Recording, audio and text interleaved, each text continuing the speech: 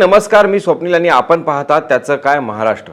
महाराष्ट्रात सुरू झालेली एखादी योजना जेव्हा देशात चर्चेचा विषय ठरते तेव्हा त्या योजनेची लोकप्रियता आणि तिच्या यशाची जाणीव आपल्याला होते. आजपर्यंत महाराष्ट्र सरकारनं अनेक योजना काढल्या, मात्र लाडकी बहीण सारखं वेटेज कुठल्याच योजनेला मिळालेलं नाही. मुख्यमंत्री लाडकी बहीण योजनेचा लाभ घेण्यासाठी महाराष्ट्राच्या कानाकोपऱ्यातील महिला पुढे सरसावल्या आहेत, परंतु यातूनही बऱ्याच कारणांमुळे अनेक लाडक्या बहिणी या योजनेपासून वंचित राहिल्या आहेत. परंतु आता काळजीचं कारण नाही, कारण राज्य सरकारची महत्त्वाकांक्षी आणि सर्वात लोकप्रिय ठरलेली मुख्यमंत्री माझी लाडकी बहीण योजनेसाठी अर्ज करणाऱ्या महिलांसाठी एक खुशखबर आहे. या योजनेचा लाभ आतापर्यंत ज्या महिलांना मिळाला नाही त्यांच्यापर्यंत लाभ पोहोचवण्यासाठी राज्य सरकारकडून पुन्हा एकदा मुदतवाढ देण्यात आलेली आहे. आता महाराष्ट्रातील महिलांना माझी लाडकी बहीण योजनेअंतर्गत अर्ज करण्यासाठी 15 ऑक्टोबर 2024 ही नवीन मुदत दिली आहे. यापूर्वी या योजनेत अर्ज करण्याची मुदत सप्टेंबर अखेरपर्यंत होती. आता 15 ऑक्टोबर 2024 रात्री 12 वाजेपर्यंत या योजनेचा अर्ज करता येणार आहे. विशेष म्हणजे या योजनेसाठी तब्बल तिसऱ्यांदा मुदतवाढ दिली असून असं यापूर्वी क्वचितच झालेलं आहे. खरं तर लाडकी बहीण योजनेचे अर्ज करण्यासाठी आधी 1 जुलै 2024 ते 15 जुलै 2024 पर्यंत मुदत दिली होती, परंतु त्यानंतर ती वाढवून 31 ऑगस्ट केली. त्यानंतर पुन्हा एकदा मुदत वाढवून 30 सप्टेंबर केली. आता तिसऱ्यांदा मुदत वाढवत ती 15 ऑक्टोबर करण्यात आली आहे. मात्र यावेळी फॉर्म भरण्याची पद्धत जरा वेगळी आहे. म्हणजे प्रोसेस, कागदपत्र वगैरे यात काही एक बदल नाही, परंतु सुरुवातीला जेव्हा या योजनेअंतर्गत महिलांनी फॉर्म भरला त्यावेळी नारी शक्ती दूत ॲपमधून हे फॉर्म भरण्यात आले. यामागे एक महत्त्वाचं कारण होतं, ते म्हणजे सुरुवातीपासूनच महाराष्ट्र सरकारच्या लाडकी बहीण योजनेत ग्रामीण भागापासून शहरापर्यंत मोठा प्रतिसाद मिळाला होता. या योजनेसाठी अर्ज करण्यासाठी महिलांच्या लांबच लांब रांगा लागत होत्या.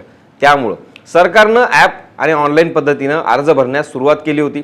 परंतु आता जी मुदतवाढ दिली आहे त्यात ऑनलाईन पद्धतीनं किंवा ॲपनं अर्ज करता येणार नाही. आता हे अर्ज फक्त अंगणवाडी सेविकामार्फतच भरावे लागणार आहेत, अशी अट सरकारने ठेवली आहे. ही गोष्ट सगळ्याच महिलांनी लक्षात घ्यायची आहे की खाजगी संगणक केंद्र, सेतू सुविधा केंद्रावरून कुणालाच या योजनेची नोंदणी करता येणार नाही. त्यामुळं आपल्या जवळच्या अंगणवाडी सेविकेकडे जाऊन आजच आपली नोंदणी करून घ्या, कारण याआधी चुकीच्या कागदपत्रांमुळे सुमारे 4,500 अर्ज बाद करण्यात आले, तर कुणी बोगस अर्ज भरलेत असं अद्याप तरी समोर आलेलं नाही. ही गोष्ट सुद्धा लक्षात घ्यावी की 15 ऑक्टोबर नंतर केव्हाही आचारसंहिता लागू शकते. त्यानंतर या योजनेचे फॉर्म भरता येणार नाही. त्यामुळं तुर्तास तरी या योजनेचा लाभ घेण्यासाठी ही शेवटची सुवर्ण संधी दसऱ्याच्या शुभमुहूर्तावर महायुती सरकारनं उपलब्ध करून दिली आहे. आता पुन्हा एकदा मुदतवाढ दिली तरी या योजनेचा विरोधकांनी दिलेलं राजकीय स्वरूप काही बदलत नाही. त्यांचा या योजनेला असणारा विरोध काही मावळायचं नाव घेत नाही. किंबहुना विरोधी पक्षाकडून लाडकी बहीण योजनेबाबत वारंवार प्रश्नचिन्ह उपस्थित केलं जात असताना मुख्यमंत्री एकनाथ शिंदे यांनी काही दिवसांपूर्वी याबाबत स्पष्टीकरण दिलं आहे. लाडकी बहीण योजना कायमस्वरूपी सुरू राहणार आहे. या योजनेसाठी 46,000 कोटी रुपयांची तरतूद करण्यात आली आहे, अशी माहिती मुख्यमंत्री एकनाथ शिंदे यांनी रायगड येथील वचनपूर्ती मेळाव्यात दिली होती. तसंच सध्या सुरू असणारी दरमहा 1,500 रुपयांची रक्कम वाढवत जाऊन टप्प्याटप्प्याने ही रक्कम 3,000 रुपयापर्यंत करण्यात येईल, अशी ग्वाही मुख्यमंत्री एकनाथ शिंदे यांनी दिली आहे. या योजनेला विरोधकांनी पुन्हा एकदा कोर्टात आव्हान दिलं आहे.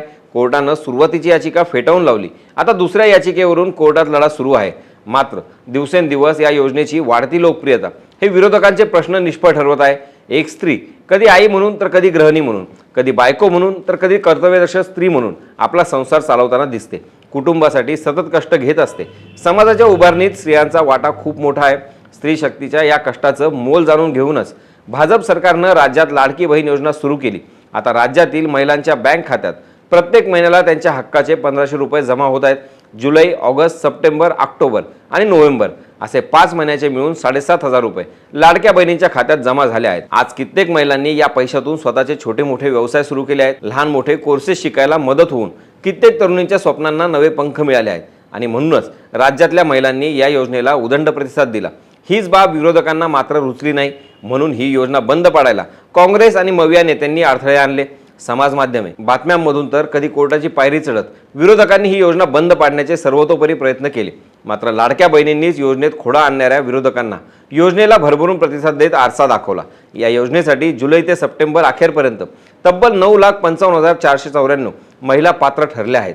आणि आज या सर्व महिलांच्या खात्यात 7,500 रुपये पोहोचले आहेत. यात येत्या 4 दिवसात अजून लाखांची भर पडण्याची शक्यता आहे.